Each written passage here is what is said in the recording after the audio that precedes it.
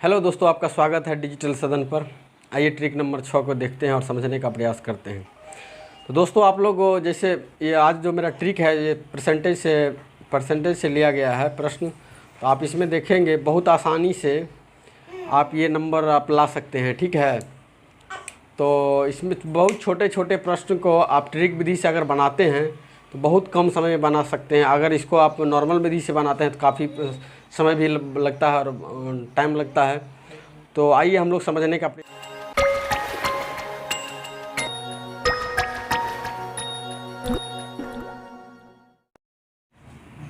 तो आइए हम लोग शुरू करते हैं। इसमें 5 प्रश्न है और देखते हैं, इसको समझने का प्रयास करते हैं।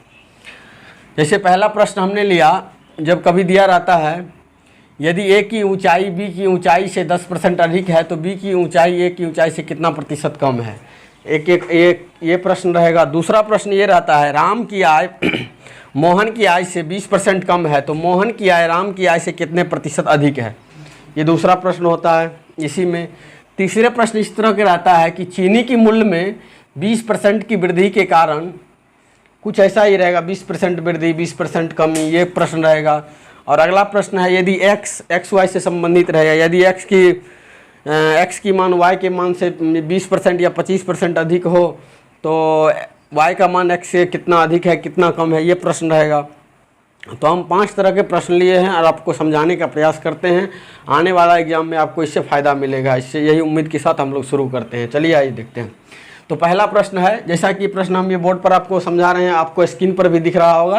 तो आइए चलिए हम लोग देखते हैं। पहला प्रश्न है मेरा, यदि ए की ऊंचाई बी की ऊंचाई से 10% अधिक है तो बी की ऊंचाई ए की ऊंचाई से कितना प्रतिशत कम है। तो इसको हम देखते हैं। अगर ट्रिक विधि से आप इसको बनाइएगा, ट्रिक से इसको बनाइएगा तो ट्रिक से बनाने के लिए इसमें कुछ आपको नहीं करना है। हम ज़्यादा बताएंगे, ज़्यादा आप भूल जाइएगा, ठीक है। सिंपल बता रहे हैं। जो भी संख्या, जैसे मान लीजिए इसको बनाते हैं, हम डायरेक्ट बना रहे हैं, आप उससे समझ जाइए और हम आपको समझाने का प्रयास भी कर रहे हैं, ठीक है। जैसे 10% अधिक है तो जो भी संख्या आपको दिया हुआ है और ये पूछ रहा है कि कितने प्रतिशत कम है, तो जो अब संख्या दिया हुआ है जैसे 10% अधिक है तो वो 10 को आप ऊपर लिखिएगा। अब मान लीजिए अगर ये परसेंटेज लगा है तो परसेंटेज जैसे ही हटाइएगा तो बट्टा में 100 आता है ना, बट्टा में 100 आता है। और कितना अधिक है, जितना अधिक बोला 10% अधिक है तो 10 अधिक है तो ये 100 में आप 10 सिर्फ ऐड कर दीजिए, 10 जोड़ दीजिए और गुना 100 कर दीजिए। ये अपना आंसर निकाल के आपको दे देगा। तो 10 बट्टा ये हो गया 110 गुने 100, एक जीरो से एक जीरो काट दिए। अब अगला मेरा ये चल गया 100 बट्टा 11। अगर इसको हम लोग ये पूर्णांक में आ जाएगा तो इसको हम काटते हैं तो क्या होगा 11 पूर्णांक 9 पूर्णांक इसको होगा 9 1 11 9 पूर्णांक 1 बट्टा 11 मतलब 11 नंबर 99 और 100 इतना % इसका आंसर निकलेगा, ठीक है।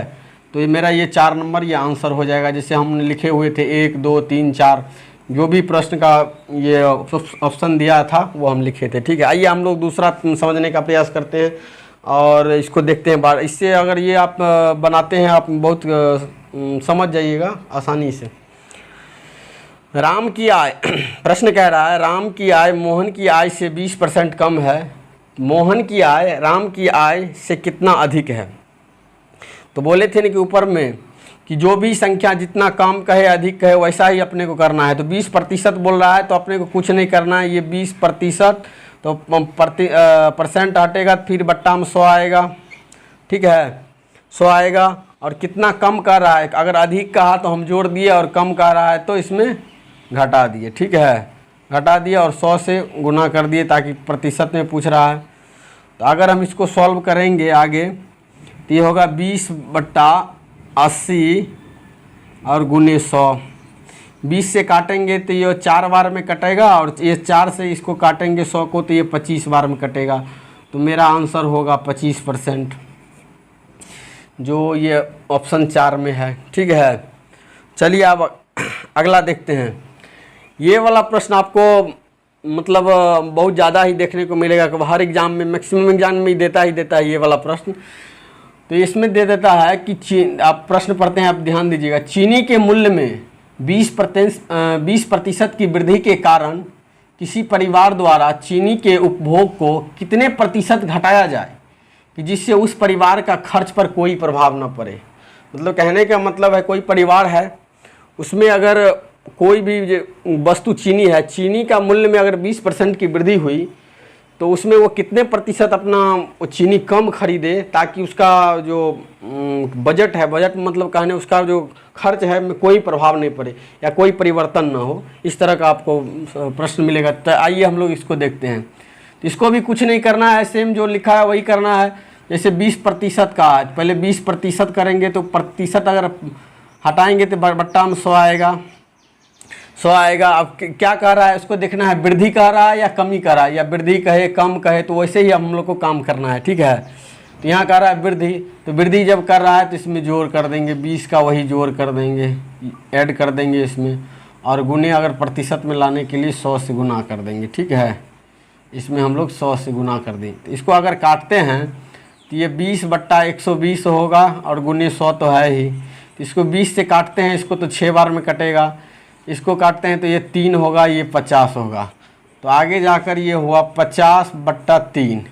तो इसको हम करते हैं तो 3 से काटते हैं तो 16 तिया 48 और 2 50, मतलब 16.2/3। 16 सही 2/3 मेरा आंसर इसका आएगा, ठीक है।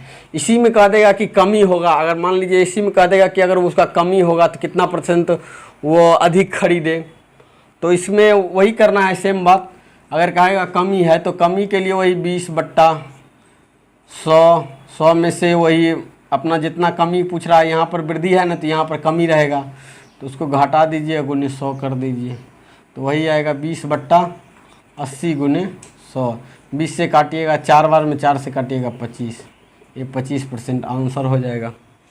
उम्मीद करते हैं कि आप समझ रहे होंगे। अगला प्रश्न है, यदि x का मान y के मान से 25% कम हो तो y का मान x के मान से कितना अधिक है, मतलब कितना अधिक है। तो इसको भी बनाने के लिए सेम कुछ नहीं करना है, ये सब आप लोग को फ्री नंबर मिलने वाला प्रश्न है, ठीक है। अगर थोड़ा सा आप टेक्निक दिमाग लगाइएगा थोड़ा सा, तो आराम से ये सब नंबर आपको मिल सकता है, ठीक है। इसमें कोई भी ज़्यादा आपको नॉलेज दिमाग लगाने की ज़रूरत नहीं है, ठीक है। ठीक है, तो इसमें देखते हैं ये प्रश्न क्या बोल रहा है, 25% कम। तो हम लोग जो संख्या दिया है 25%, 25 दे दिया और उसका परसेंट हटाए तो बट्टा 100। तो इसमें कम का अगर ज़्यादा कहता तो इसमें जोड़ देते, और कम का रहा है तो इसमें घटा देंगे, 25 के घटा देंगे और गुने 100 कर देंगे, कुछ नहीं है इसमें, ठीक है। अगर इसको हम लोग देखते हैं तो ये हो जाएगा 25/75, 25 घटाएँ 75 और गुने 100। इसको 3 बार काटे, 25 से 3 बार काटे 75, और 3 को ये आगे चल के हो गया 100/3। इसको करेंगे तो 33.1/3% मेरा आंसर, जो इसमें है पहला ऑप्शन, ठीक है, सही है ये वाला। और 5वां प्रश्न कह रहा है, यदि y का मान x के मान से 20% अधिक है तो x का मान y के मान से कितना प्रतिशत कम है। तो वही बात कह रहा है, इसमें भी कुछ दिमाग लगाने की ज़्यादा ज़रूरत है नहीं। जो कह रहा है 20% अधिक, जो भी संख्या रहे वो ऊपर में लिखिए, उसके नीचे में प्रतिशत हटाकर 100 आएगा। यहाँ अगर कम कहता तो घटा देते, और ज़्यादा कह रहा है तो जोड़ देंगे। अगर कमी कहता तो घटा देते, वृद्धि कहता तो जोड़ देते। यहाँ अधिक कह रहा है वही बात है, तो इसमें हम 20 जोड़ देंगे, 20 जोड़ दिए और गुना तो 100 होगा ही प्रतिशत में लाने के लिए। तो 20/120 गुने 100। तो इसको काटेंगे, 20 को काटेंगे 120 से तो ये 6 बार में कटेगा, और ये 6 को काटेंगे 3, ये कट जाएगा 50। तो आगे जाकर ये होगा 50/3। इसको पूर्णांक में अगर काउंट करेंगे तो 16.48 2 50, मतलब 16.2/3 मेरा आंसर होगा ये वाला। तो उम्मीद करते हैं कि आपको ये अच्छा लगा होगा, और आने वाले एग्ज़ाम में इससे आपको फ़ायदा मिलेगा। अगर इस चैनल पर आप नए हैं तो इस चैनल को सब्सक्राइब कर लीजिए, क्योंकि हम इसी ट्रिक वाला जो मेरा 101 101 का ट्रिक हम लेकर अभी आएंगे और मेरा ऐसा ही प्रश्न रहेगा, कम समय में आप ज़्यादा जानकारी ले सकते हैं, ठीक है। वैसे तो हम इसका जो मेरा पूरा मैथ बताने का मेरा प्रयास है जो आपको बेसिक विधि से, लेकिन अभी जो एग्ज़ाम के चलते हम ये ट्रिक वाला अपना रहे हैं और इसका उम्मीद करते हैं कि आने वाले एग्ज़ाम में आपको इसको फ़ायदा मिलेगा। मेरे चैनल पर आप नया है तो सब्सक्राइब कर लीजिए, लाइक कर लीजिए, इस तरह को आपको वीडियो आते रहेगा, ठीक है। तो धन्यवाद।